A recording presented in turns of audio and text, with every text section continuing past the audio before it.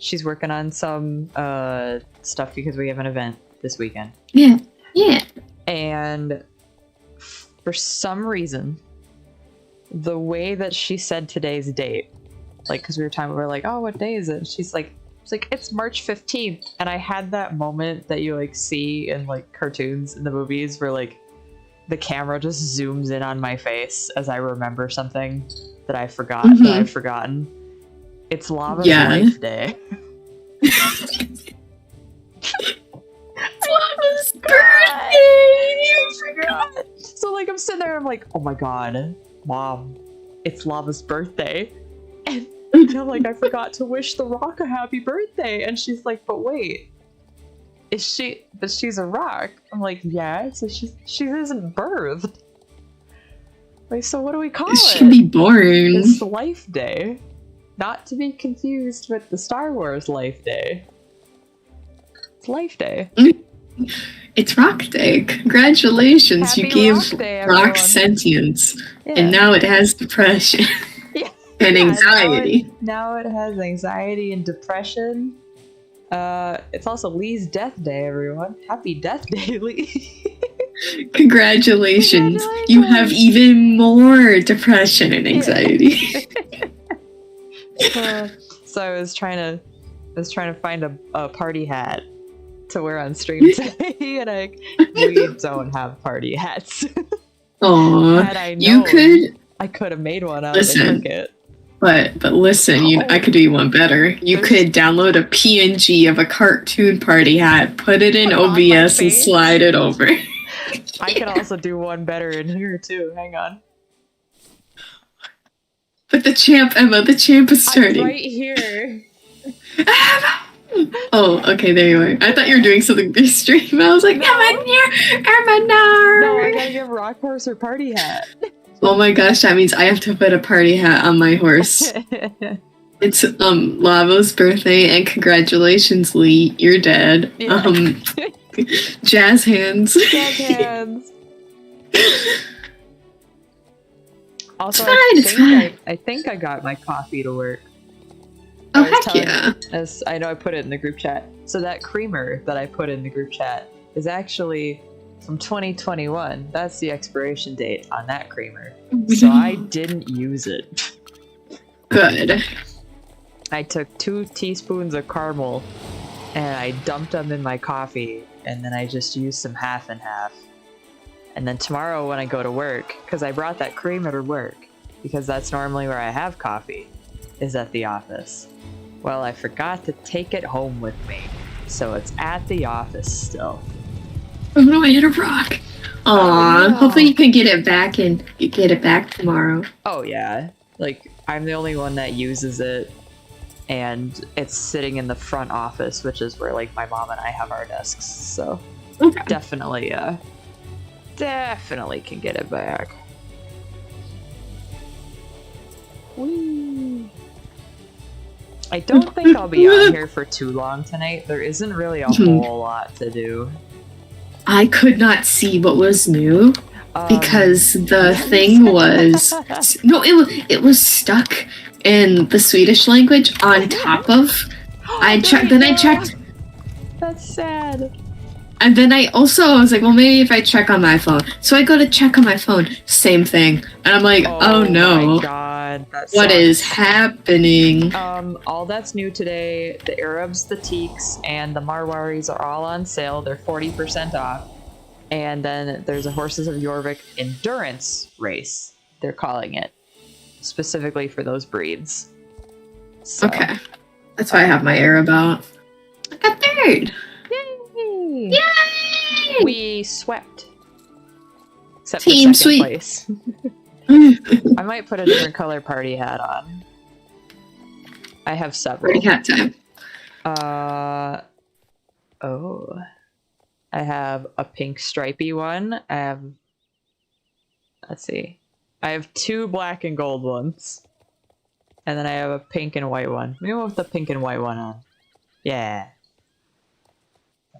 Lava like pink. I'll do this one. Yay! Yay! Happy birthday to the ground! To the Have I you love not- that have song. you- yeah. Oh, I have. Oh, I'm well versed. Well, Good, I think I'm good. going to run to the pony place because it's not that far. If you take the Yeah, you it's take just the so boat. tough. Yeah, I gotta go switch horses though, because I can't ride it on a walker. Lame. I will go back, however, and grab my walker so that I can get the XP. Whee! Sorry, Lava. It's your birthday. Jeez. It's party like it's your birthday. Sorry for party rocking. Also, in horse birthday related news, which sounds so weird to say, but horse birthday related news. So I went and looked up the other day. So my pony has a son. Right? My real life pony had one foal, and his name is Milo. And we had thought that Alex was born in 1996, and somebody there was like a pony club event this weekend, and a couple people from my barn were at this pony club event, and they put in the group chat, our barn group chat, they're like, we were talking to Milo's owners this weekend, and they said that Milo was born in 95 or 96, so there's no way that Alex could be 96, so he'd have to be like younger than that. And I was thinking to myself, I'm like, hang on a second, like I didn't just pull 1996 out of my ass, so where did I get it from, right? Yeah. And then I remembered that back when because I rode Milo for a while, and we actually thought about buying Milo when I outgrew Alex, but Milo was only a hand taller, so that didn't really help much. Yeah. And his owner had given us Milo's registration information. I, for some reason, thought that it was Alex's registration information, which says 1996. So Milo's paperwork says 1996. Alex, when I looked back at his records and the sales ad that that we had found him off of, he's actually born in 1992. So my pony is 31 years old this year. Oh, Jeeves. Happy birthday, old man. He's an old man. Little old man. Tiny old man. Little old man, and boy is he little. Itty bitty. No, so Well, that's still cool info. yeah, Like, I have to tell my boyfriend that my horse is now actually older than him, because he didn't really like. So okay, so I refer to Alex as the old man all the time. Well, my boyfriend was born in 1996. I had thought my pony was born in 1996. My pony is 28. My boyfriend just turned 28 in January. And here he hears me talking about, oh, my little old man, which is my pony. But the pony was born the same year as him. So... oh my so god. I had to tell him that Alex is actually older than him, so that he'd stop feeling self-conscious about it. Yeah, he's like, I'm not old. Yeah, I keep telling him that. I'm like, you're not old, and he's like, but the pony's old. Like, well, That's a horse. That's a horse, babe. Like, oh man. Yep. 31 years old, and he takes roughly 45 minutes to eat. He wants to savor it. I go up and feed him every night now. The main reason for the fact that he takes 45 minutes to eat is that he gets 2 full quarts of alfalfa cubes. Aww. Which, you don't soak them. We just give it to him dry. And they're like, they're inch cubes of hay. And he's an old boy, so they take a little bit to chew. So my dad, who's been helping me feed, has decided to take it upon himself to break him up with a sledgehammer. Oh my that god. the old man has has a little bit easier time with his chewing. Love that for him. It's He very gets to have his wholesome. alfalfa. Yeah. It's very wholesome because, like, I looked behind me once I was making the feed and my dad's on the floor of the grain shed with a hammer, and I'm like, what are you doing? He goes, well, he was having a hard time chewing them, so I Yeah. wanted to make it. I'm like, okay. Gotta help the little Meon. My dad Little has old like man. never like cared about the horses in his life. No, Well, but if you didn't care, you would have sledgehammered it all. yeah, exactly. Which, like, Alex is doing like really well for 31 years old. We were having a little bit of an issue with weight, like keeping weight on him. But that was because there was one or two round bales that we got in that were like really bad quality hay, and so the horses, what happens then is we have our round bales in a feeder, and the horses, with how much snow we get, a lot of the times the feeder gets kind of like, it either gets pushed upward or it gets pushed downward under the snow. And Alex is a little guy, so sometimes he can't really reach things. So what happened with those specific round bales is he would all the horses would eat the round bale from the inside. All the tall ones would eat it from the inside because that's where the good stuff was. Well, then little guy can't really reach it, so he wasn't really eating the hay. So he lost some weight. Oh. We are remedying that, and he's back to healthy weight because I'm feeding him. Oh, good. I'm feeding him grain twice a day, and now we have better hay. So I have no idea what Naga. What are you talking about, Naga? Oh, I'm not looking in chat. What are you talking about, Naga? What is he saying? What are you? Where's it? No, Naga. Oh, is it because when the Marwari jumps, his tail goes up in the air? Yeah.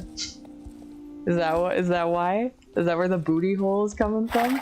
Naga? Is Naga being silly? This girl, that's a booty hole in all caps, and I'm like, where? Where? Where? Where? Oh, honey, bunny, funny, bunny. Hello Hi, as well. everybody. Look at Naga. Look at Naga. Also, that sure is an endurance race. Oh, yes, definitely. That was so much fun. I had a blast. I'm gonna do it a second time so I can get the experience from my other horse. Yeah, I gotta pay to go back there to go get the Sam, experience. 20 shillings. Here I go. So we are supposed to get a massive snowstorm starting tomorrow. However, Oh, same. our local weather service is reporting a completely different thing than like the National Weather Service.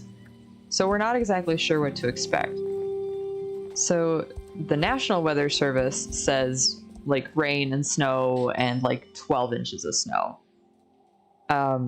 Which, I mean, today we had 45-degree weather, so like I'd rather not go back to snow.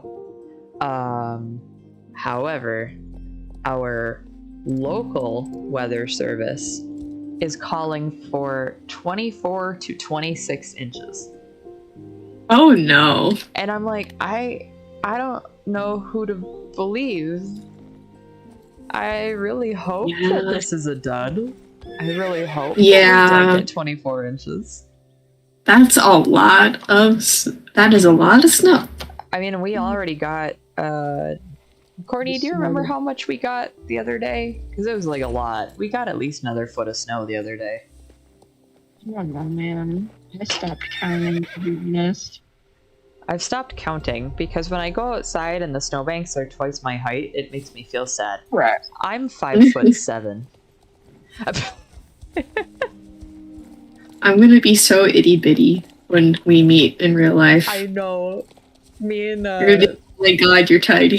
me and Kenzie talked about because I wore like my I have like high heel boots that I wore to work one day, and I just recently got Vans that have 2-inch platforms on the bottom of them.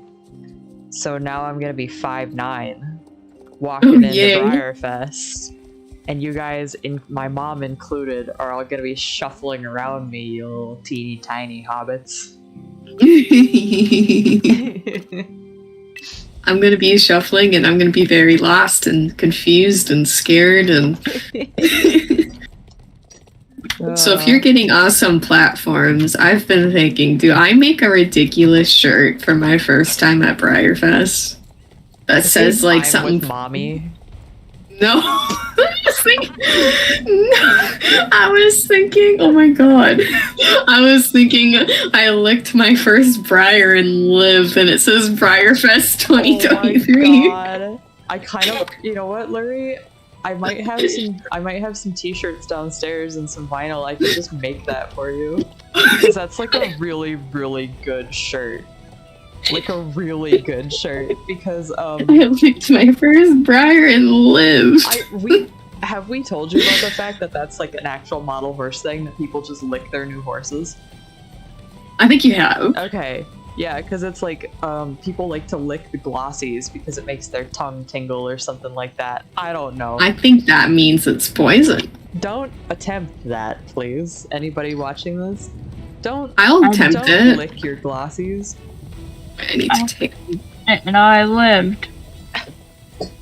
Because apparently, I guess the thing is that Briar's gloss makes your tongue tingle, and like custom gloss does not. So that's a way that some people have been able to tell like false glossies, is by like just touching your tongue to them. But I think there's probably other ways. Yeah, I would agree. Sure, but I think that there are other ways. I don't know, you can have me just lick all of your horses. I can be a taste tester. We should have, oh man, it's too... I know, like, last year, last year was a really stressful Briarfest because of all the stuff that happened with work, but, like, that's when they had the gummy bears that were scented. The actual, like, the bears were made from scented plastic, and oh my god. Oh my god. I remember y'all were like, this is gross, and I was like, oh no. Well, no, I mean, okay, so in theory, we were like, what the hell? Like, why would you do that? And then when you're walking through the line and you catch a whiff of the bears, like, it was like, whoa, what is this? It kind of smells good. Oh, it smells good. Because I'm like artificial strawberry, like that artificial strawberry smell. They were all the same smell. That is a good smell. Or were they all the same? Yeah, they were all the same smell. But they actually smelled okay. It was just a really weird, like, because of the heat, they really, like, they had like a stink to them. So we called them the stink bears. No, yeah, because I accidentally redeemed the XP. Same, I did that too. I was so mad. I was like, nah! 500 wasted. I know, and I almost had my horse leveled up too. No. Oh, Naga almost flagged Nightbot. Oh no. Yeah, Nightbot's cool. Nightbot is our friend. Nightbot's that is our. Yeah, he's a friend. He has a link. Yeah, he do. That is old, but that's okay. I mean, it's still. Or is it? Oh, I mean, okay. So technically, it is an old link, but it still should take you to make a Star Stable account if you want to make one. I'm just not sponsored anymore. Yeah, because they did that for like 2 months, and we're like, wait, nah. Yeah, I think that like was these when bitches swearing. No, actually, they cut the entire program. Yeah, I'm just kidding, but No, like, but yeah. it was funny because we couldn't stop swearing. We tried. We had really a swear hard. jar. A hypothetical swear jar. I think that was around when they changed some marketing things, or maybe some other company came on board, because it seemed like weird timing, because they got rid of that and then all of a sudden they were doing something else, and I was like, oh, mayhaps maybe we have an explanation. Yeah, maybe shuffle in management. Yeah, I know, because that's what happened with Briar too, because once upon a time, before Jocelyn was their social media person, my cousin has a pretty popular equestrian YouTube channel, and once upon a time, Briar actually sent her about a dozen brand new models to unbox on her channel. And I was like, I remember asking about that, and I was told that yes, that is a thing that their previous social media person used to do in order to like get advertising, was that they would hit up YouTube channels and send people horses.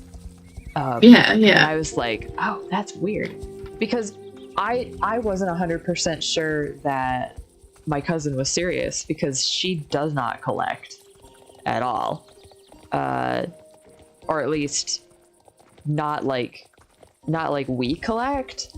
Her grandpa comes in every now and then and gets her like a special horse for her birthday or whatever, but it's not like a major thing. So I was like, I didn't even know she was into Briars, and then she's like, yeah, they sponsored me this one time. It was pretty neat. I was like, what? Danny, what are you talking about?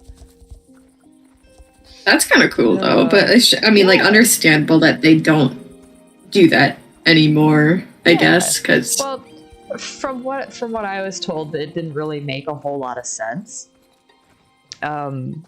because essentially the people that they were sending it to weren't even model horse YouTubers, which to me, that's who you'd want to target. You'd want to send like Trinity something. You'd want to send Fox Glory something. You'd want to send like Cinnamon Mew Mew, who's a huge filmmaker back in that time. Like, you'd want to send those people. But I suppose Danny was more on like the kids side of YouTube as like a horse, because her actual channel is Danny the Horse Girl. You guys can check her out if you want. They recently moved out of the area, and I know she's doing a lot more livestock stuff than she is horses, so I don't know if she's actually still doing YouTube, honestly. But she had a pretty fun channel when she was doing it. It was her mom, and they're really nice people. So definitely worth a watch. But yeah, I might possibly look into that. I made her. This was back before I was like really doing any professional work, is I actually made her logo and all that. So. Oh, cute. Yeah, that was fun. It was a fun project. All right, I leveled up my haunts. Heck yeah! Just in time for the champ. Oh god, the champ! I should actually go get my other walker that I have not leveled up yet and do the champ on that one. Someone is on an old fjord horse, like Gen 1 fjord next to me. Hello? No. Krusty! And Uggo. Yeah, I have like 3 horses to level up, so I'm hoping with the Equestrian Festival that they do that double experience near the end, that I can just go buck wild. Mm-hmm. No pun intended. Buck wild. Yeah, I have Falcon here, who is he's just about to hit level 14, so I might as well take him out for a little bit and do the champ on him. Yeah, none of my new horses are even level 10 yet, so I'm just like, oh, well, oops. Never had 3 that I needed to level up before. Because, like, at this point, I have, my Shinkatig pony that I bought, I never leveled up yet. It's been years. So anytime, like, I haven't really done the pony champ recently, but anytime the pony champ comes up, I try to go and I grab that one. And then I have this Baywalker that I was in the middle of leveling up, and then I decided I wanted the Black Walker, so I kind of dropped everything and I got the Black Walker, and then I also have the Paint Horse in the app getting ready to transfer over here. But I don't even have that one to level 10 yet. I think it's like level 5 or something like that. It just grew up. So Oh yeah. Yeah. Wee bird. Oh, I see the Krusty. Okay, I'm over here. Hello. Lurie. Lurie. Hi. Hi. Hello. I found you. Wee. A Laverne. I don't see those around much anymore other than in their normal coats. When I was riding mine, I would typically ride it in that coat, like the wild coat, just because it's so different than any other magic horse so far. Oh yeah. I still have I want them to get project even horse more. in my cabinet. Yes, I think that's exciting. I think it's gonna be the next one I work on. Like little Laverne. Oh, you're gonna try and make the mask too, right? I am. I have. I do have some air dry clay, like the cos clay. It's actually foam clay, and I'm thinking I want to use that instead of actual epoxy because it's not gonna permanently sit on the horse. I want it to be removable. But I also I'm always afraid of when I do stuff like that it's gonna break in transit.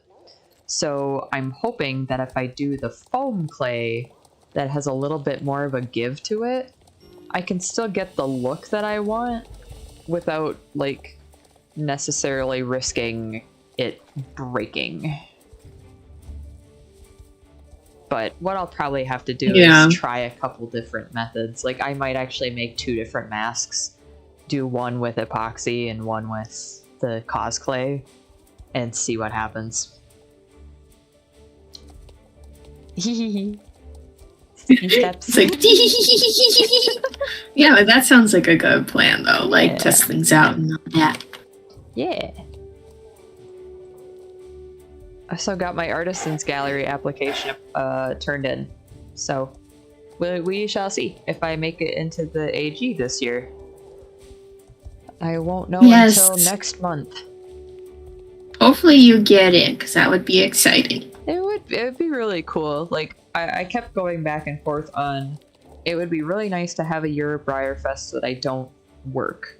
But then I also thought to myself, I'm like, okay, well now I'm technically self-employed, and that's kind of my job now. So it doesn't necessarily make any sense to me to go all the way down to Briarfest and not at least try to do something with my business. Yeah, because like, that's the place to do it. Like if there's any place to do it, that's the place to do it. And you'd be networking too. Exactly. Yeah. I mean, you'll definitely we'll get you over to the hotel regardless of whether I have a table in there or not. Because actually there are shuttles that go back and forth from the park to that specific hotel. So if you do catch a ride with us over there, like on the Saturday before the Saturday show, there's probably going to be a shuttle that comes around and grabs everybody and drops them off at the horse park for that show. Okay. And then we have to stay open until 11 p.m. So I know that show is done before 11 p.m. Okay. I'm good with that. Cause like I think I'm heading out that Sunday.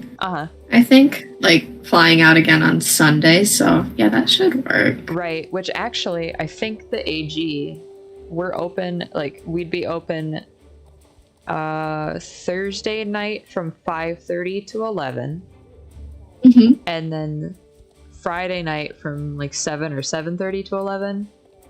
Yeah. And then Saturday night, that same time. But we pack up on Saturday night. Because they don't open it on Sunday. So basically on Saturday night, we're in there until midnight and everybody's just kind of like packing up and doing whatever. That would be basically it. So like no matter what time you got back over to the hotel, we'd probably still be there. Cause yeah, I did buy my hotel room. Yay. Thursday through like Sunday. Yeah. I got the little hotel room. Yay. Now it's just a matter of figuring out how am I gonna fly there. And apparently, like, no matter what, from Minnesota to Kentucky, there has to be layovers. Oh. Like, there's no straight flight. And I'm like, probably gonna have you lay over in Chicago. Probably. Yeah. I'm like, why can't I if I can do a straight flight, and like I've been to Florida before and that's always been a straight flight. Like, why can't I do that in Kentucky? Yeah. I don't understand. Last time I went to Florida via plane, I think we had to do a layover in Detroit or Chicago. It might have been Chicago. Yeah. I can't remember. Yeah. But what would be a good time for me to fly in? Because I guess I don't care if I have to go early or whatever. But I don't know what would be a good time to try and fly in. Let's see. What even the nearest airport would be. Nearest airport would probably be the Lexington one. There is an airport in Lexington. Okay. As far as I know, we're getting down there on Wednesday. And I can check on that too. So see if we're doing the Artisans Gallery, like if we actually get in on Thursday, I have to be there setting up at 3 p.m. But nothing actually opens until like 5:30ish. So. Okay.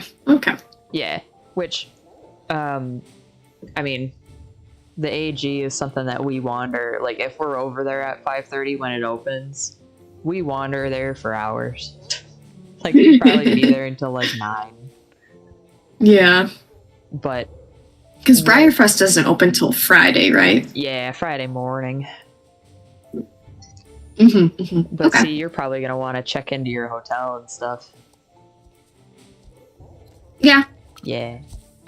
Probably. That's things to figure out because I'm not gonna plan on getting a car while I'm there because I'm just like, I don't know Kentucky roads. Right. Thankfully, everything in that area that you would need to get to is like all on one stretch of highway. Okay. So even if you do have to take like an Uber or a Lyft or whatever, it's all like. The hotel that we stay at is like one exit out of Georgetown, which has a bunch of food on it. And then Georgetown is 2 exits away from the horse park, and that's the furthest you would need to go. Yeah. Yeah. Yeah. And I wouldn't mind Ubering if I have to, honestly. Yeah. Like we haven't done at least I haven't done the shuttle from the park to the hotels. Like I haven't done that loop because I've never needed to. But from what I've been told about people that have ridden the shuttles, I guess it's pretty good. I would hope so. Yeah. Yeah, if you're thinking about going to Briarfest, it's definitely it's a lot. I'm not even gonna like sugarcoat it. It's a lot. That's okay. I'm used to a lot. Yeah. I've been to many of I'm like not a whole lot of events, but like the places I've been, how my family functions on vacation, I can handle. So. I mean, between like theme parks and conventions. Like basically Briarfest is San Diego Comic-Con for model horse people. That's all it is. That's the easiest way to explain it. And it takes place the same weekend as San Diego Comic-Con, and that bums me out. Well, it bums me out because my boyfriend still has ties to like his company that he used to work for, or still works for, he actually started working for them out in California, and every year they would actually get, like, a certain amount of them would be able to get Comic-Con tickets for San Diego. And he keeps being like, well, I still have ties. Do you want to, like, go to Comic-Con one year? And I'm like, oh god, I haven't skipped Briarfest in 14 years. But also Comic-Con. Where all the Marvel things are, where all the Spider-Mans are. I know. So yeah, that's a big decision. Yeah, it's definitely a big decision, because it's like, man, I really, really would love to go to Comic-Con, but with my business being more in line with the model horse side of things, it's hard to give that up, because even if I don't actually have a booth there or anything, it's still like major networking. So yeah, like that's a really tough decision. Yeah. So, but some years Briarfest and Comic-Con do not line up, so there's a chance. But yes, this year it does. This year it does, yeah. Oh. As we're cruising around Ponyland, we're going to be getting news on all the new shows and movies and blah blah blah. Oh, exactly. So that's usually that's when Comic-Con always drops things like that. Yeah. So yeah, we'll be laying in line at 6 a.m. on Friday, waiting for like the trailer for something to drop. It won't drop at 6 a.m. It'll be during the day. Yeah. Because they reveal it in panels and stuff. Like, first look, and then 10 minutes later they upload it to Twitter anyways. Yeah. Yep. When I remember when things used to be sacred. Though I'm gonna say I think we've had the conversation before. I'm like, I'm all Marveled out anyway. Oh, yep, me too. I am tired of Marvel. I mean, I'm still watching The Mandalorian because I'm a Mandalorian, but like you can't get me to really watch anything Star Wars either. I just want to see Mando in the baby. That's all I want. See, my one ex was really, really into Star Wars, and at that point, I had never seen it. So, like, my English teacher is the one that we watched it for a class, but I still couldn't ever really get behind Star Wars. And now I'm at the point where, during the pandemic, we tried to watch the Star Wars trilogy again, like the new trilogy again, because my parents were big into Star Wars. They liked, they really like Star Wars. And I could get through the first one. I could get, and then we had to stop halfway through The Last Jedi because I was so bored. Actually, all of us were bored. Last Jedi is really, really bad. Yeah. The whole new trilogy is really, really bad. The first one had direction, and then after that, they threw everything out the window that would have been cool. Yeah. And then it's like, okay. Because I feel like what their problem is why did they not go into the trilogy with a plan? Why did they not go into the trilogy with one director that would stay through the whole series? Because why didn't you do that, Disney? Yeah, exactly. Because they're gonna say the excuse, well, we wouldn't know how well it would be received, and we didn't know if we were going to be able to make more. That's always the excuse. Yep. But I'm just like, there's going to be more. Do not make a one film with the zero plan of like making a second, like with TV shows. Exactly. When they're like, we made one season, but we didn't write anything for the second because we weren't expecting it to. And you're like, no, shh.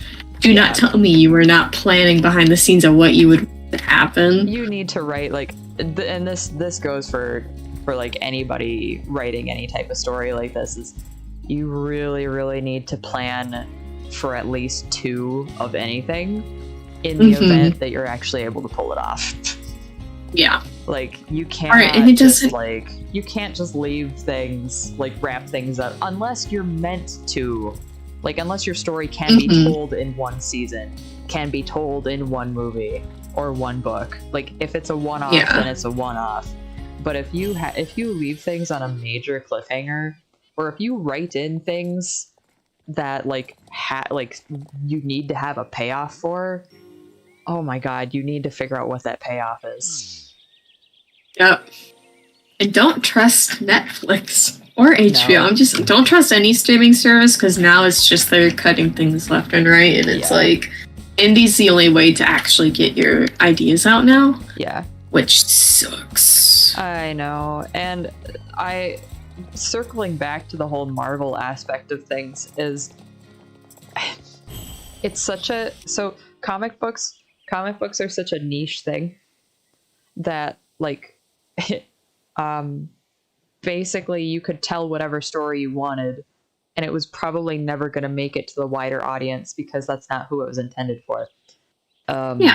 But when you start turning comic books into movies, suddenly there are a whole lot of things that either don't translate to screen well or don't translate to, quote, the big screen well.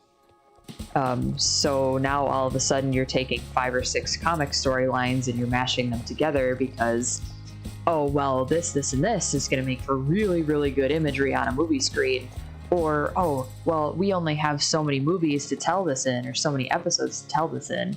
So we have to take this story that everybody loves and butcher it to make it fit. I'm looking at you, Civil War.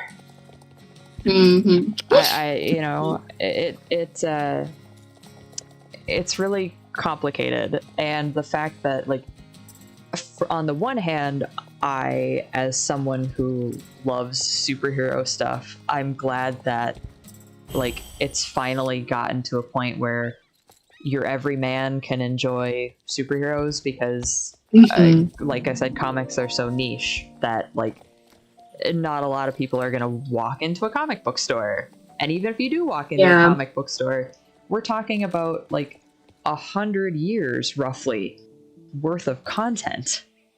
Where do you start?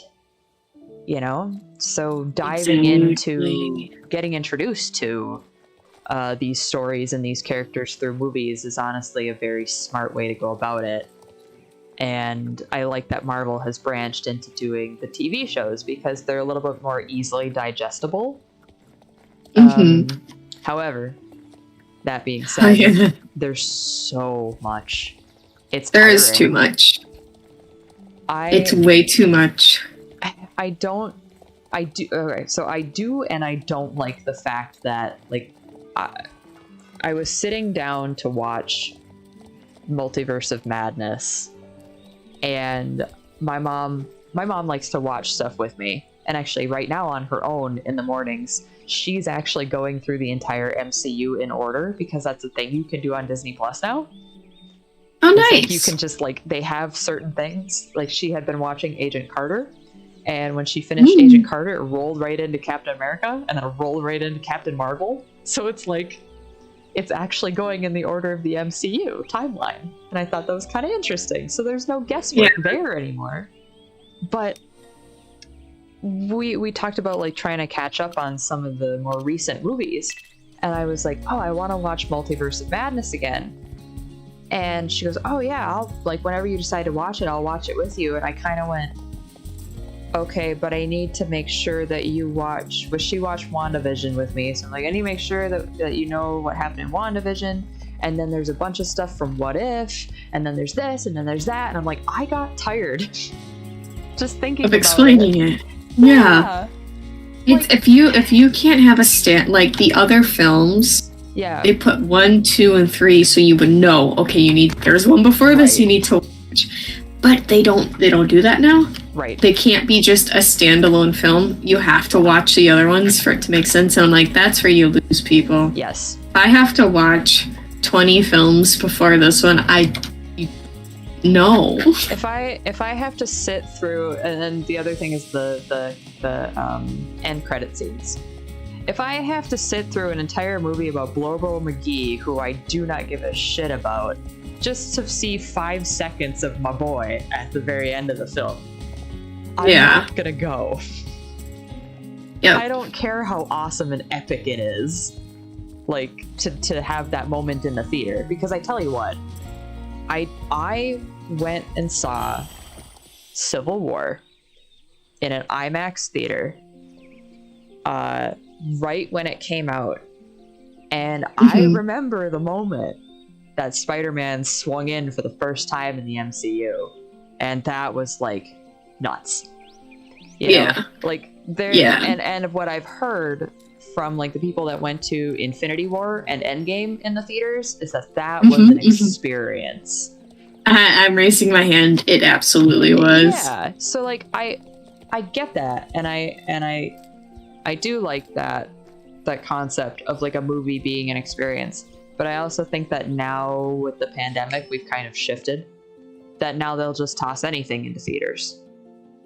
Yep. So, you know, like, now I can have the experience on my couch. So that's another. But also, though, as you were explaining, the Marvel films used to be an experience. Yeah. You used to be invested in all the characters. And now this, I think it's Phase 4. Phase 4 is almost triple the length of Phase 1 and 2 combined on top of 3. Like, all of them combined, it's like double that length. And I'm like, none of these new films hold any meaning. The other films, no matter what, had a purpose to it. All these feel like they're leading to nothing. I don't care about this Kang BS. You haven't given me any reason to care other than Quantumania and Loki. Like, that. Those are the only two things that ever, like, mentioned Khan, as far as I know. And my issue with him being the new villain, and I get that it's the multiverse thing and blah blah blah. I couldn't give a shit about the multiverse anymore. I will explain why in a hot minute, but you have given me 2 properties from Marvel in the past 2 years. Because when did Loki come out? Last year? The year before? No, it came out 2 years ago, Emma. Okay. So you've given me 2 properties in the past two-ish years in which the main character of your show has defeated your big bad. Yeah. Is he really the big bad? No. Like, come on! Thanos was a threat! Like, yeah, you cannot, you can't, you already did the biggest threat that there ever could be. A threat that won. Yeah, you ended the movie with the villain winning and then the credits. And then the credits were silent. Yeah! They made you sit in silence. Right. And it's like, that's realizing so many people are dead. Yeah, that's the biggest impact that you could have ever made. Nothing will hold. Nothing. Nope, you can't. And the thing is, it'd be different if all of these different. Like, I've only seen a handful. I think the nail in the coffin for me was really Eternals. Eternals was such a bullshit film. I'm like, this is boring. Oh hell, don't. I didn't watch it. It didn't seem worth it. We went in theaters with my uncle because it was like, I think it was one of the first Marvel movies back in theater, and we wanted to go see it, so we did, and it was a mistake because it was the most boringest bullshit we've ever sat through. And that was and they're releasing all these TV shows. I watched up until, like, I think Hawkeye, because I like Hawkeye. Yeah. I know him. Yeah. But, like, nothing is important anymore. I watched, so I did not watch Eternals. I did not watch Black Widow. We watched Black Widow too, I think. Black Widow came out too late for me to have any interest in it. I really do like Florence Pugh, though. I like her as Yelena. So, like, I'll probably have to go back and watch Black Widow. My mom said it was pretty good. It was actually pretty good. She said it was fun, and I'm like, that's all I care about anymore is movies being fun. But I did not watch Eternals. I could barely sit through Captain Marvel, I'll be honest. I know that one's been out for a little while, but I could barely sit through Captain Marvel. Like with her introduction and everything. Yeah, have not watched. As far as the TV shows go, I didn't watch Miss Marvel, although I heard that was very good. I should probably give it a chance. Didn't either. I am just now watching Jessica Jones, which is from back in the Netflix era.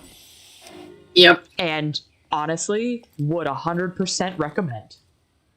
I've heard very really good things about it. Season 1 is really good so far. I love David Tennant, and I love I cannot remember her name right now, but the person who actually plays Jessica.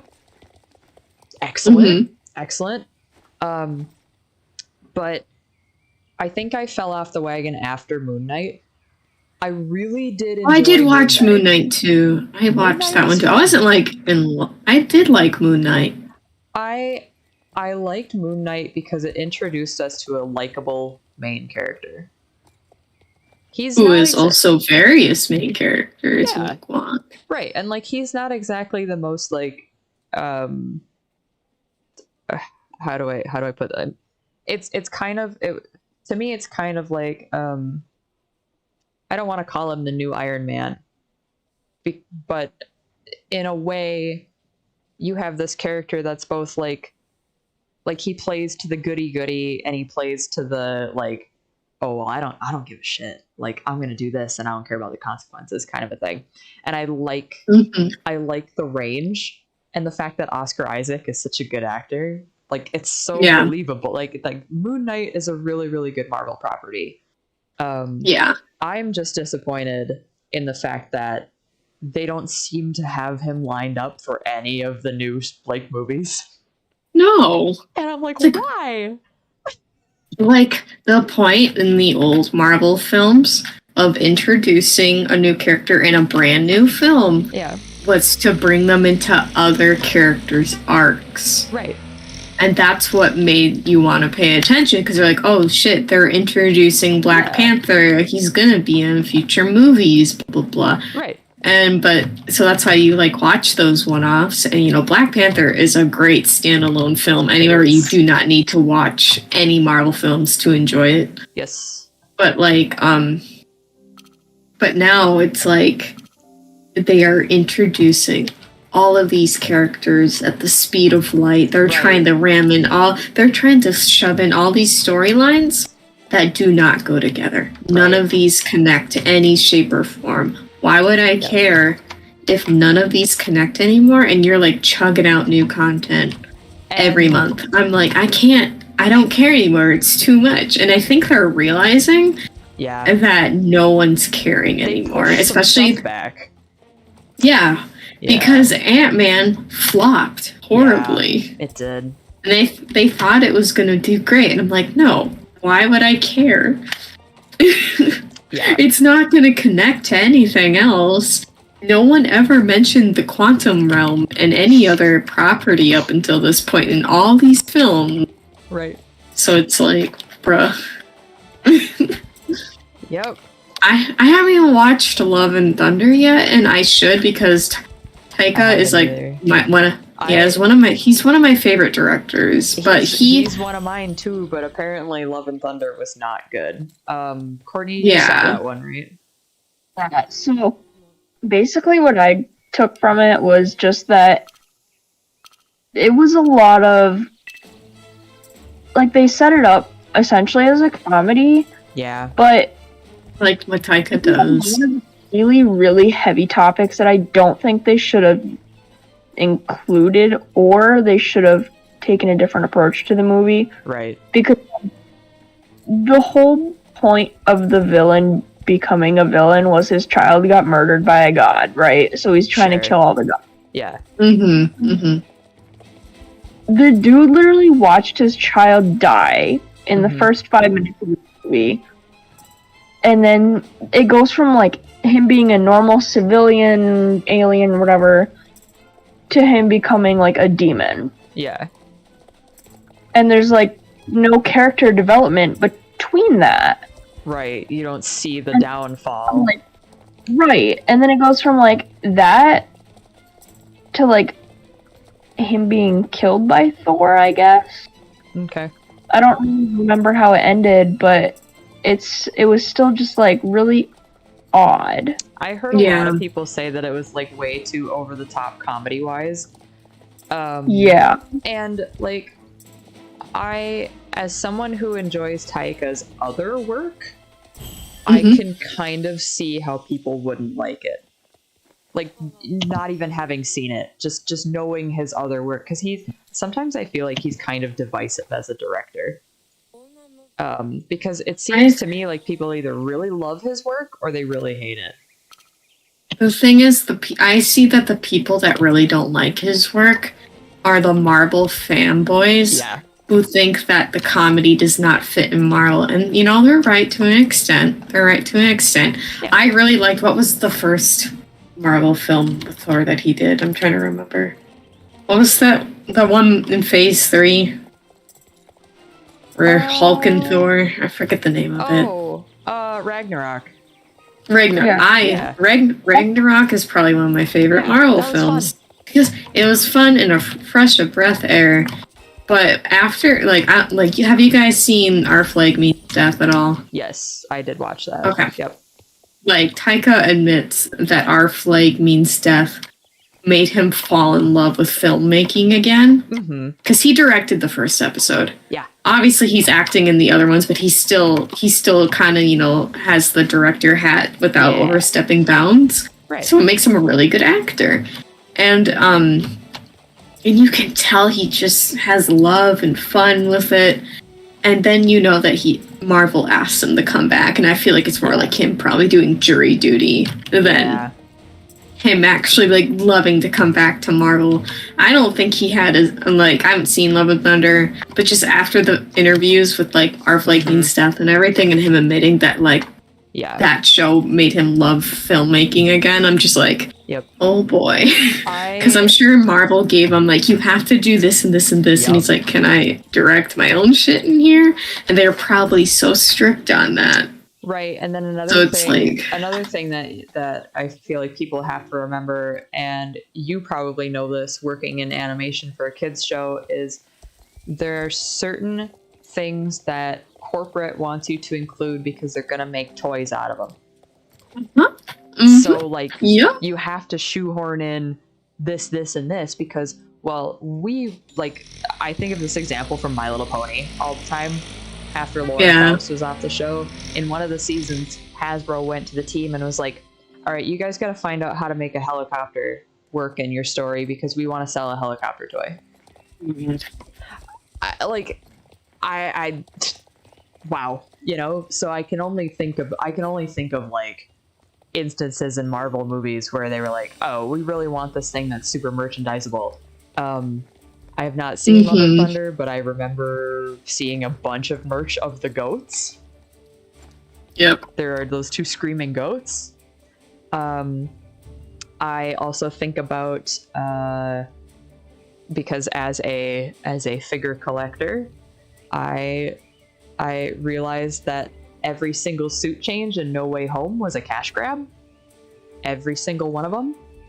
Because if you watch No Way Home, Peter goes through 3 distinct suits and 2 versions of one. And they made figures out of all 4. Yep. And then you also have the 2 other Peters, which they re-released figures of those. You have Doctor Strange, who they also re-released a figure of. Then you have all the villains. There are figures of each of those that have come out. And it's like, that's bank. That's bank. Yep. So I'm sure there are a lot of things that were put in because not necessarily to serve story purposes. And that's probably the same thing with Star Wars too, which is why Star Wars, I think, has gone downhill. One of the theories, and I will loop back to Marvel in just a second here, but one of the theories that I've heard about why they don't use R2-D2 in the new movies as opposed to like BB-8 is because supposedly George Lucas actually still gets royalties when they use R2-D2. Oh god. So that's why they had to come out, because like why else? You didn't need a new little robot character. So why else would you make one and shoehorn R2-D2 out of the picture? Like shove him out of the picture. Like there was no reason for it other than if someone else was making money off of that character. So and why is it a big deal if he makes money off of his own characters and creation? Right.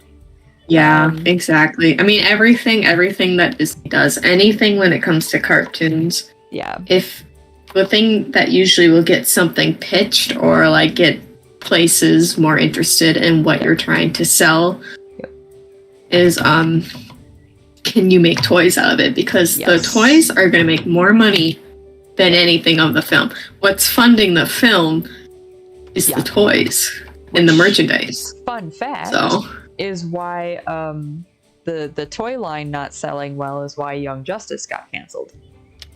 I don't know if anybody here knows. Yeah, that's why Young Justice got canceled. Is the toy line was not selling well to the target demographic, which the target demographic was young boys. You know who the toys were actually selling good to? Females our age. Funny.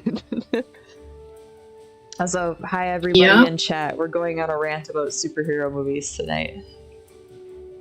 I'm just really. I mean, like, honestly, Endgame was the perfect, or like, Endgame was the perfect ending to the Marvel films. You do not need to go beyond that. But of course they will, because that is their cash cow. And that is no longer a cash cow. I am trying to figure out and see what you guys think about this, because I know Courtney's big Spider-Man, and Lurie, I know you love Andrew. Or Lurie, Lurie, you love Andrew. And and Spidey.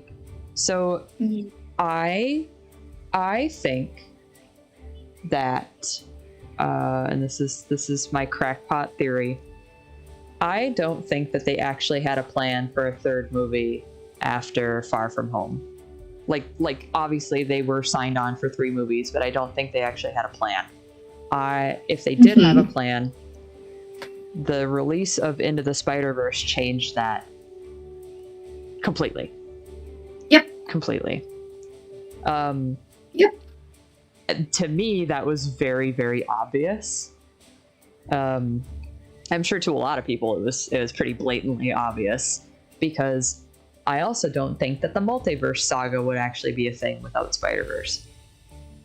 People, I loved Spider-Verse. I still love Spider-Verse. I just got the art book recently, and it's gorgeous. I have that book too. Yeah, but the problem, I've been sitting here for years after Spider-Verse going, you guys took the wrong thing from this movie. Like, you took the wrong lesson of why people loved it. They didn't love it because of the multiverse. They loved it because it's an actual comic book brought to the screen. That's why they loved it. You know? So now I'm just like, the fact that Marvel is trying to push all this multiverse stuff to the front, it doesn't make any sense. It doesn't make any sense. And it doesn't make any sense because they're doing a very bad job of it. And as much as I loved not Spider-Verse, No Way Home. See, they're the same movie. They're not, but they are. You know, they are. They copied Sony's homework. Yeah, they really did. As much as I love it, it's all it is fan service. All it is fan service. It's almost 2 hours of fan service, and I had fun, and I was able to predict. Like, I think my score. You were very high in your score. 75%. That was I saw your list. Yeah. I think I saw it before you, and I went back to your list, and I was like, and I think in chat I was like, I'm not saying anything. Yeah. Because I remember you went pretty close to opening, didn't you? Yeah. I think we did. I gave you a screenshot of my list, and I was like, of your notes app. Yeah. Fun. You're pretty damn cool. And as that, to me, that was super fun to do because I love like dissecting movies and stuff. But even if I hadn't been, I do think that was a super fun film. But I remember thinking at the end of Far From Home, like, you basically like ruined your entire Spider-Man franchise. Yep. They ruined it all. Do that. And I'm trying to come up with like what the plot would have been had they not brought like Toby and Andrew into it. And I almost Mhm. think that it probably would have been like somewhat close to the same. I don't think that they would Yeah. have, but I don't think that they would have necessarily brought the multiverse into it. No. I think that it probably would have been like, okay, so in order to set up another Doctor Strange movie, like maybe Peter did go to Strange, blah blah blah, but But to destroy everything they built with all those movies, like it's all for nothing now. Honestly. yeah. Like it's like you did all this build up and now no one knows who he is. Right, like no one. You spent 3 movies developing relationships with characters that we don't even know are going to come back. Mm-hmm. And they most likely won't. They basically got shelved. I think Zendaya is scheduled to come back though. Like I think she's slated to come back, but I hope. but see, then I have a little bit of a problem with that because she's supposed to be in Boston. Are you gonna make up an excuse of like why she's not going to Boston anymore, or are they gonna have it be like on a college break? Because I see this next trilogy as a really, really good way to introduce Black Cat. I don't know who that is. So, she is essentially she's Marvel's Catwoman.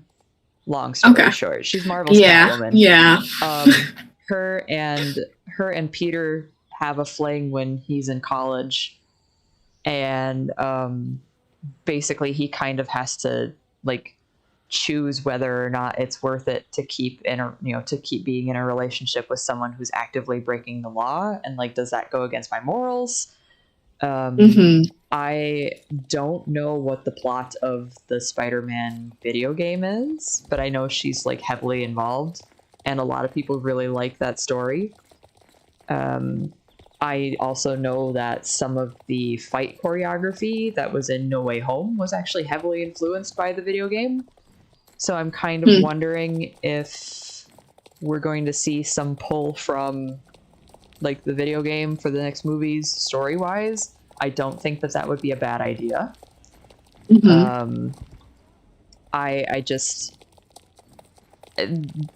They did thankfully set it up in a way that's basically they can go, like, they have nowhere else to go but up from here. Yeah. But I feel like how they got there was kind of shitty. Yeah. I mean... I don't know. I don't have any faith in what Marvel is doing right now. I don't either. Like, I am in a position where I'm that meme that's like, I have nothing left except Spider-Man. That's me. Yep. That's me right now. I mean, I want Loki season 2 because yes, I am that bitch. I still love Loki. Listen, I love the cast. And the thing is, I am looking at my 2012 Comic-Con thing signed by Tom Hiddleston, and I'm just like, yes, I love Loki since the beginning, and I will die for him until the end because his show was really good. It was good. I had fun. But like, other than that, I don't care what Marvel is doing. Just like, y'all just want cash grab. You're trying to introduce, I think, the Young Avengers are what people are saying. It does kind of seem like they're setting up a Young Avengers, which I'd be okay with because, I mean, it's worked in other medium. Like, they've done it in animation, they've done it obviously in the comics, and I think it could be fun. But I'm only saying that because I like the casting choice that they have for everybody right now, and I just want to see them all interact. Like, that's the only reason I care, is because I'm like, oh, you guys are doing like a banger job casting. That's it. But then why aren't they having any of the characters influence any of the other films, you know? Bingo. Like, so many of their films are right now one and done. Oh, this character isn't going to be in any other film until we bring them all together in the end. It's like, no, you know what made the first Avenger so special. Mm-hmm. We weren't expecting all these characters to really get together at the end, but when you started putting them all together in these end credit scenes, that all of us started going buck wild because we're all like, oh my god, wait, why is Thor in an Iron Man movie, or why is Captain America in a Thor movie, or whatever? And it's like, and then I don't remember what was the one before the first Avenger film, but like, I don't remember. But when but when at the end when it said the Avengers are gonna assemble, everyone lost their collective minds, and we're all shitting bricks, and that's what made it fun. And now it's not fun anymore.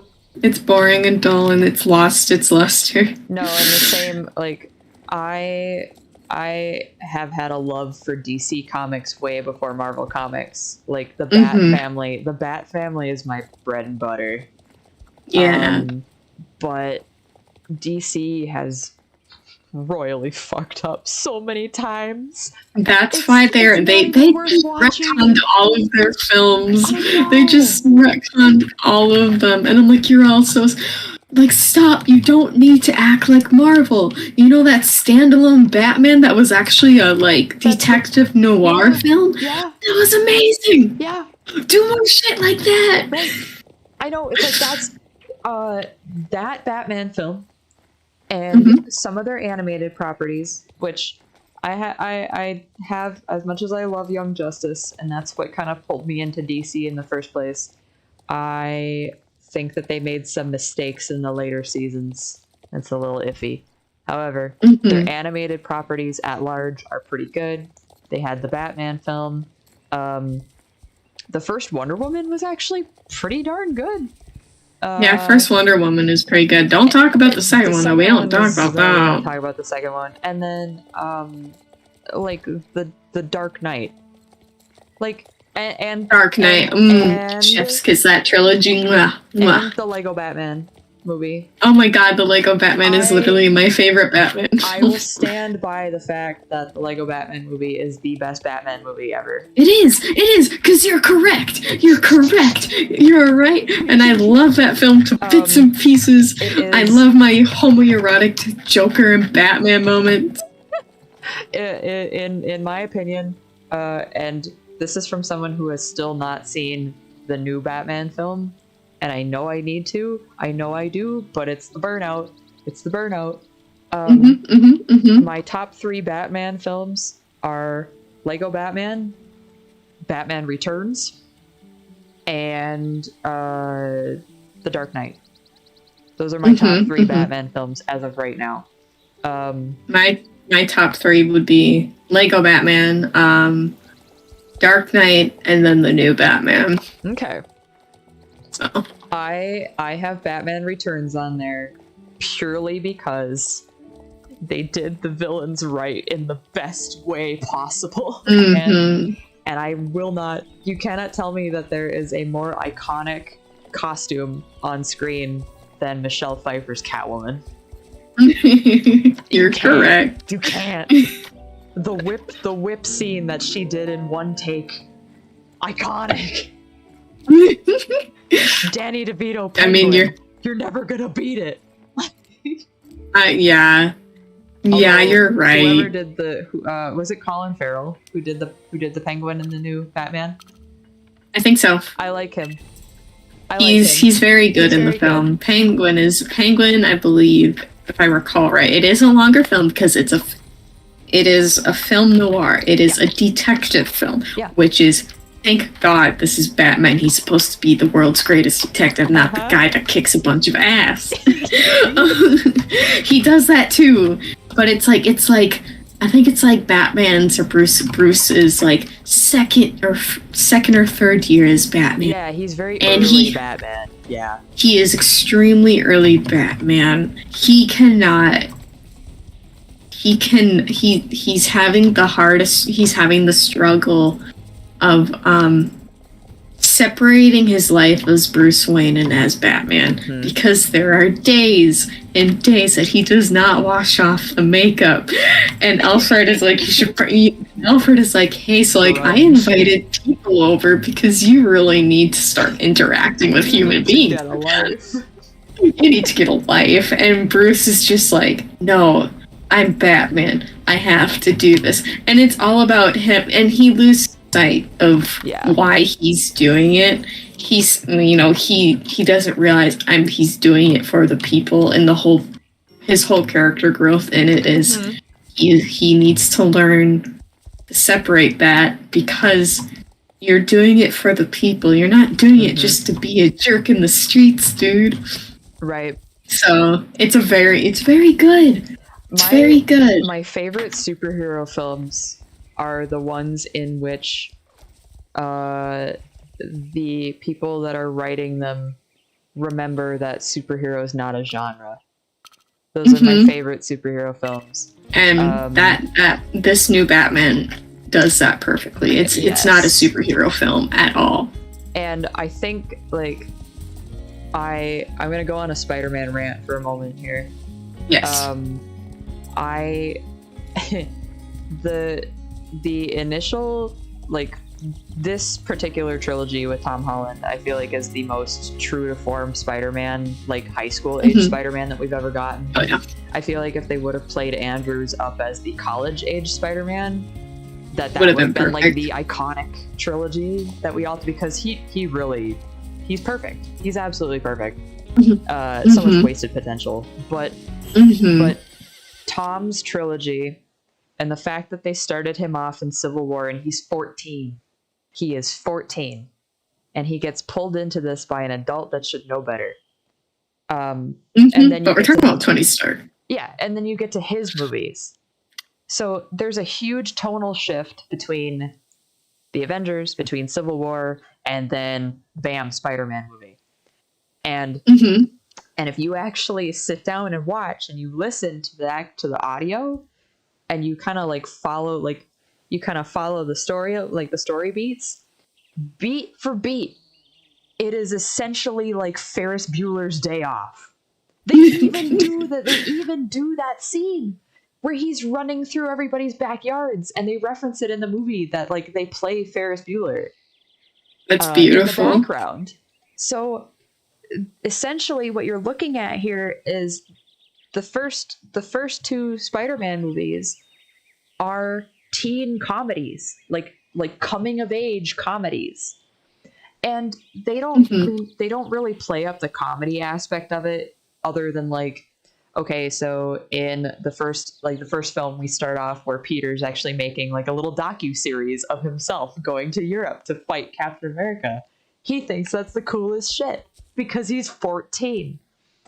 And and then you get the comedy of like he's doing the little like neighborhood stuff where there's people yelling at him because he accidentally set up a car alarm.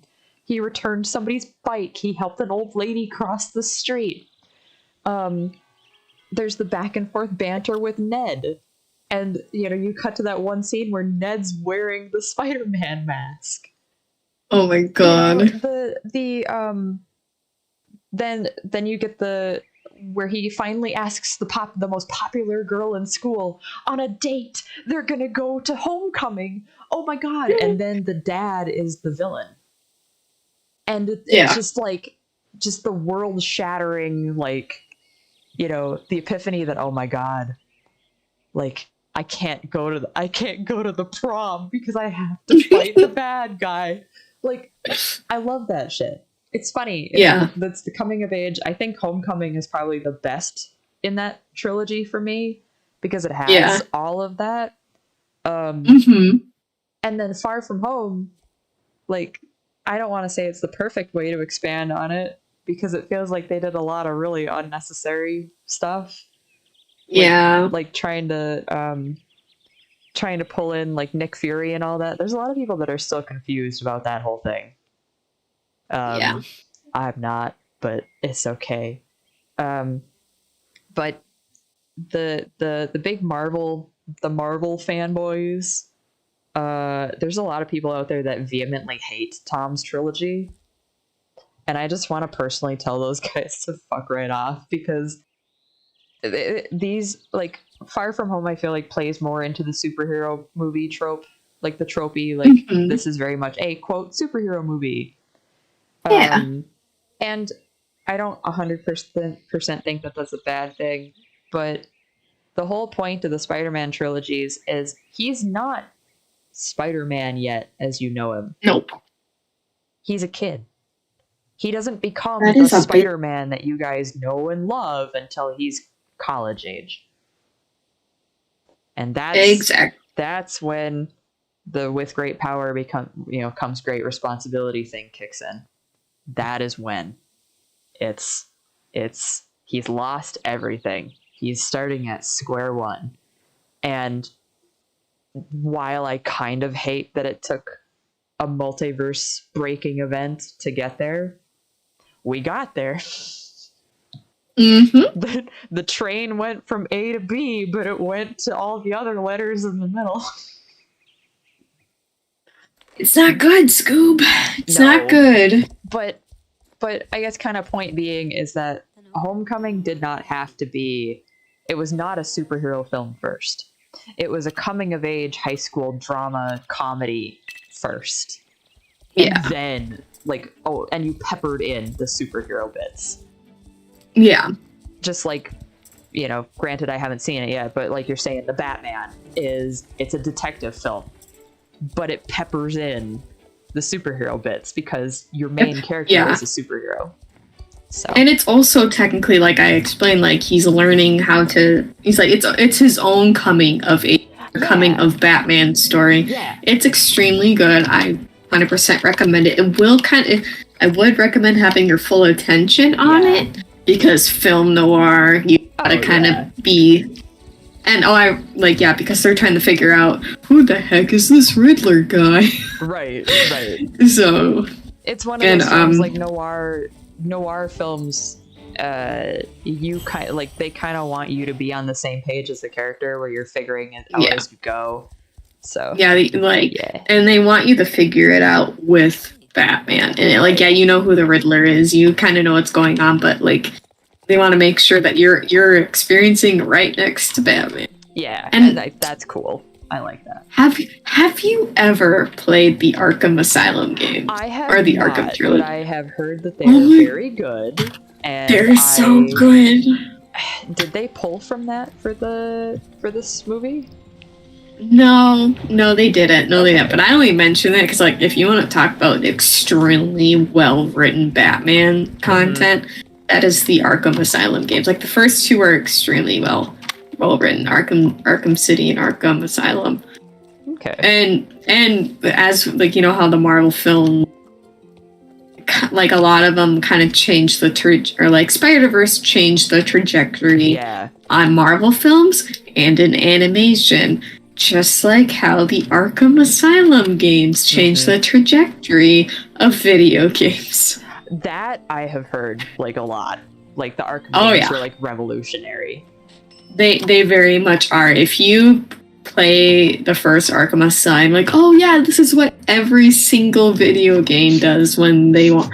And the developer or the director of the game even says his biggest regret was putting in the detective vision, because now that detective quote-unquote vision is a gimmick in a lot of games that require stealth. Yeah. That makes you, because it makes you put on this night vision, and you can see the heart rate or where all the villains are, and if one has a baton or if man and detective and he needs this shit. But now the Spider-Man games copied it. Yep. So many other games copied it. And the director is that's my biggest regret. I'm so annoyed. I'm now it's become the quote genre staple. The genre staple of it sucks. I'm it works perfectly for Arkham Asylum because Arkham Asylum you got punch and kick and wow. But it's also about being stealthy and outsmarting the bad guys, and it's a lot of fun. Well, it's the same way. I wonder if the directors or the writers of Spider-Verse feel the same way about okay, so we decided to do the multiverse. Now the entirety, every filmmaker everywhere. Now all these companies feel like they have to have their own multiverse. I think characters. I can imagine Sony just side-eyeing the shit out of Marvel, because Marvel's like, we're gonna take Spider-Man away from you, and they're like, and then they bring out Into the Spider-Verse, and now Marvel's like, oh my god, how can we compare? How can we compare? Oh my god, I'm like, because Sony is Spider-Man's home. Yeah. That's where Spider-Man belongs. And I'm like, not with the MCU. I'm sorry, Sony has made way better Spider-Man content. Yeah. Like, if you look at their own standalone stuff, it's like they know what they're doing. Yep. Marvel did good with, like, Tom Holland's trilogy, obviously, but it's like, Tom Holland almost got fired from that position. Yeah.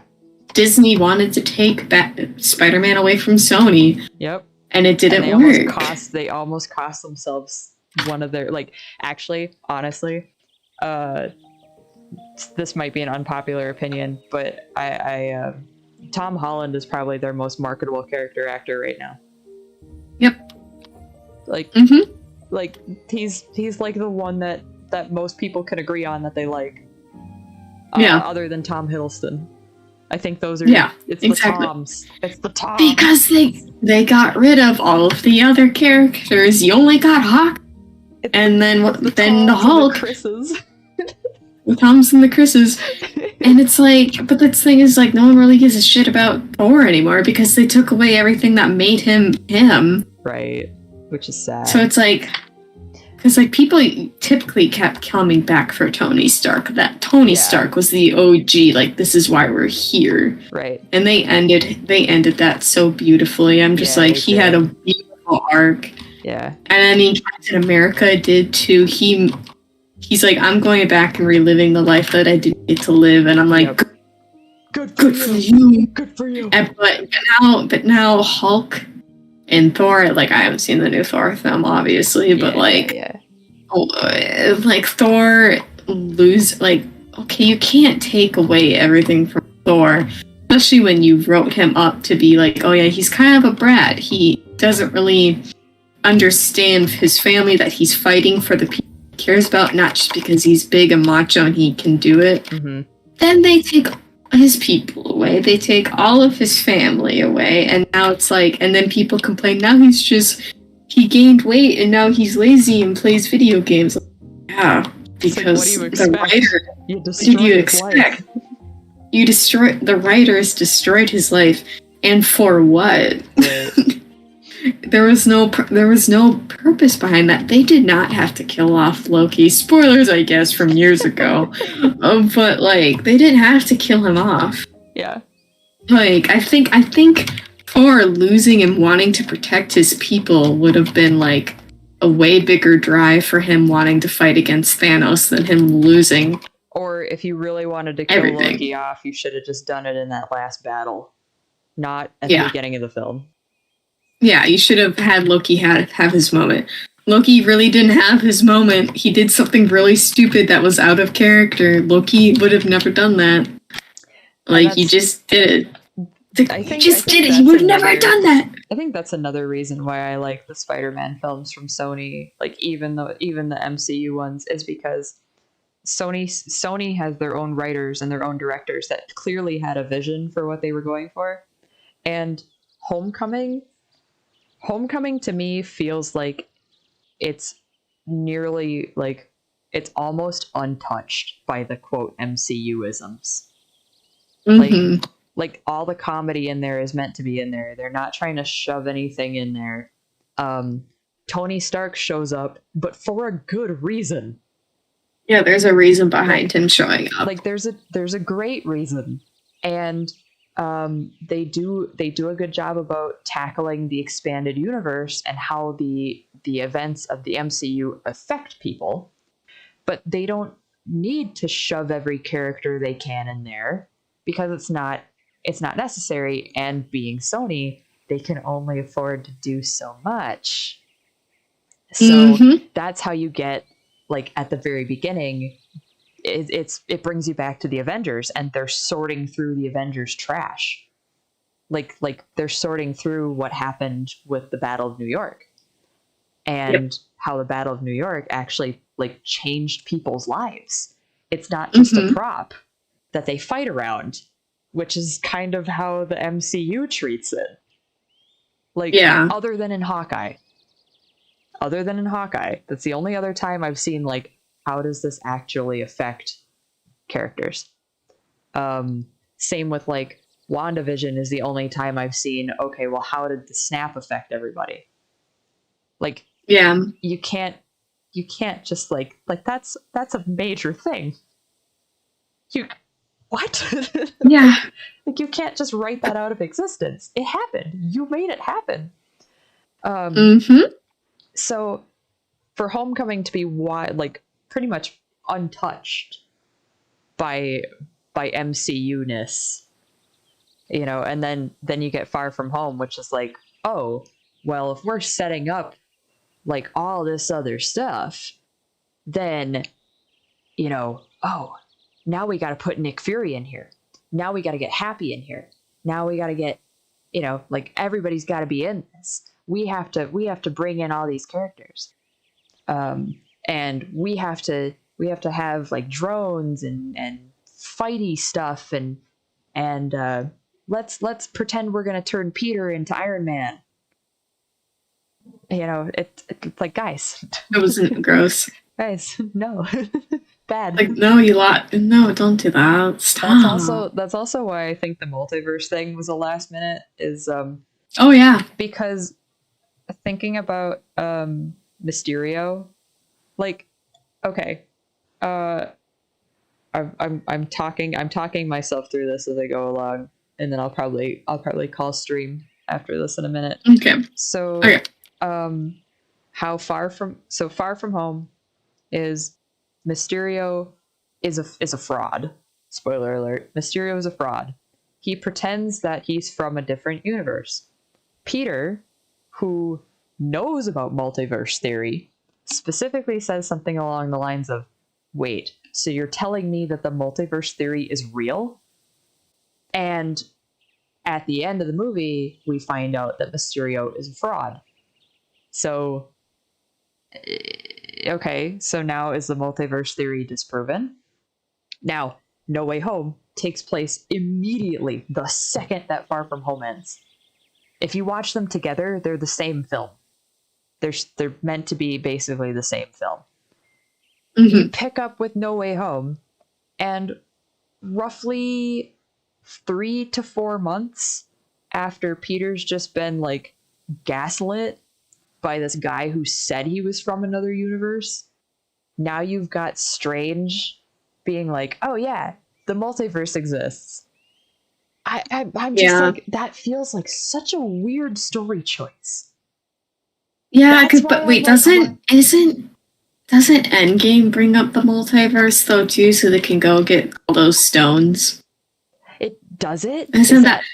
Yeah, because all the stones come from a different segment, or like a different universe, or or is it time? See, I don't remember. Timelines, but technically, isn't a timeline, like, isn't a different timeline another universe?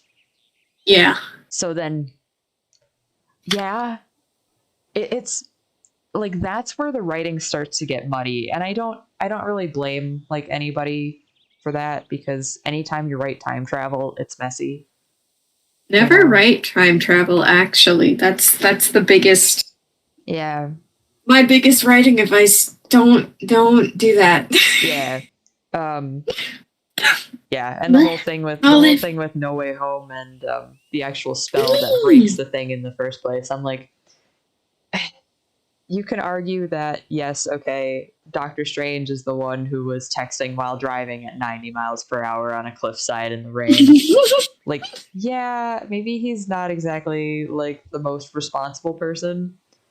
No, I wouldn't be in a car with him. But I also feel like by the time No Way Home happens, we're about 5 or 6 years from the first Doctor Strange. This guy has been the Sorcerer Supreme, is responsible for, like, all magic on planet Earth, and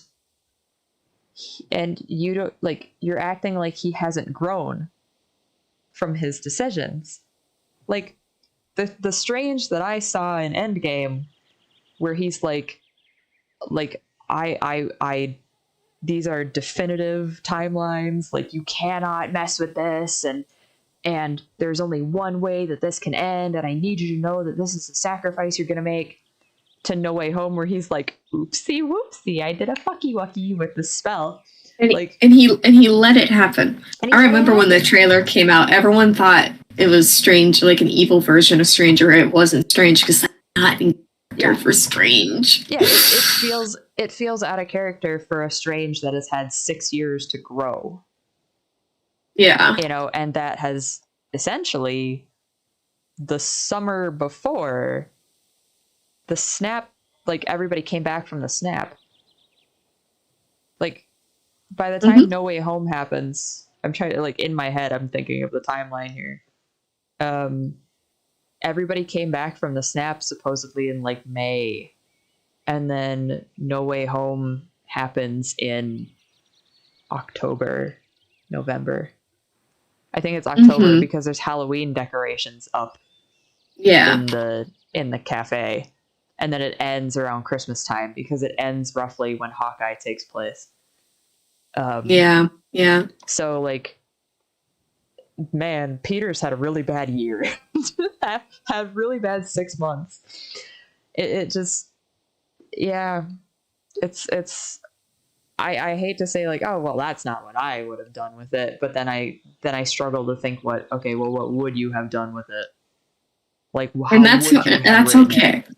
Yeah, it's okay to have those thoughts because the MCU is very bad. It's very bad right now. They tarnished all their. Basically, what we're getting at with the large, very long conversation is the MCU tarnished itself, trying to be something it's not. It did. Yeah. It's trying so hard to be something it's not. I don't even know what it's trying to be at this point. Yeah, cash cow? A cash cow. It's a cash cow. All right. Which no one cares about. On that note, I'm going to end stream here. I'll probably stay in voice chat for a little bit. Probably not too long, but good night stream. We will be back on Saturday. Good night.